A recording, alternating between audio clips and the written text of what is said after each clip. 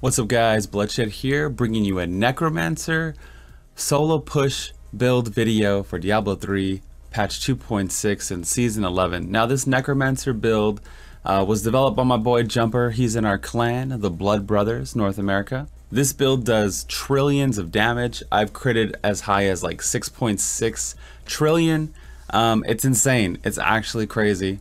The drawback is it's extremely squishy. So this is the definition of a glass cannon type solo push build.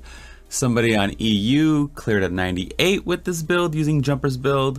Jumper himself cleared a GR90 with 790 Paragon. So it kind of shows you the wide range of the build, and it's very skill based and all that stuff. So I'm going to put the link to the video down below and the link to the build down below, of course. What I'm going to do in this video is just maybe try to help you guys understand it a little bit more of how it functions and what you need to do and the ins and outs of the build, I suppose. Alright, let's go ahead and get into the build. One of the things you need to learn right away is Corpse Whisper. You can see I have really bad gear for the blood set. Bad RNG for whatever reason. Corpse Whisper. You want to keep up 20 stacks of Corpse Whisper at all times. It does up to 30% damage and it stacks. So you can see why Corpse Lance hits so hard and why a lot of builds use it. It's a really strong item. Keep your stacks up. Speaking of stacks, okay, there's another stack we need to worry about. That is the Johnstone. Each corpse consumed in Land of the Dead grants a stack of knowledge. Knowledge increases the damage of Corpse Lance by up to 200% while outside Land of the Dead. So we have this big cooldown called Land of the Dead. We're throwing corpses everywhere, doing tremendous amounts of damage. Infinite lances, right? Infinite corpse skills, okay? With Land of the Dead, you have infinite corpse skills for 10 seconds. But after Land of the Dead, we have a souped up Corpse Lance. So whether we're in or out of the Land of the Dead, we're doing tons of damage, okay? One important thing is you want to keep everything cursed as much as possible. It's going to increase your damage. This passive is really good. Spreading Malediction is very powerful. It's going to increase your overall damage by a lot. Keep everything cursed.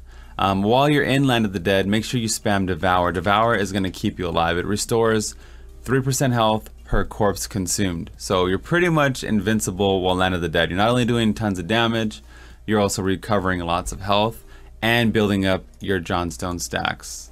Okay, that's what this does. So you need to get to up to 200 stacks is what you can have. So we're gonna wait for this to wind down and then I can kind of explain it and show you guys what I'm talking about. Land of the Dead is up. I'm gonna pop it and I'm gonna spam Devour and I'm just getting, look at my stacks going like crazy, okay? All the globes of course are healing us, and at the same time I can spam Corpse Lance on the targets I need. Typically this is a single target build. You wanna focus elites. I like to use molting in the build, so as you're blood rushing around, it leaves a corpse behind and then you can use that corpse on whatever you need. So it just gives us more opportunities to use corpses. We're also using more bound gauntlets. So every second your golem is shedding a corpse, that's just more fuel for the Corpse Lance, right? So even on a Rift Guardian when there's no ads or when things are looking a little bleak, you can still spam Corpse Lance at least 1 per second. Okay, they hit really hard outside of Land of the Dead anyway. We talked about up to 200% damage. For legendary gems, we're using Zaze, Esoteric, and Bane of the Trapped. For rings, you probably want double crit rings. For the weapon, cooldown and plus damage. I have attack speed on here because this is all I have. You want to make sure you have maximum essence on your main hand and your offhand weapon.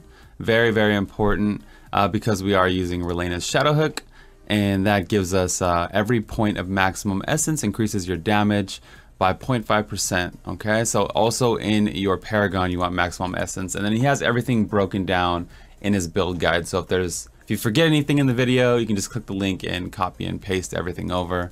But yeah, you basically, I mean, we're on normal right now, but yeah, you saw the video. You basically want to curse everything, keep up your Corpse Lance stacks. You see you have to cast it every 3 seconds to keep it up.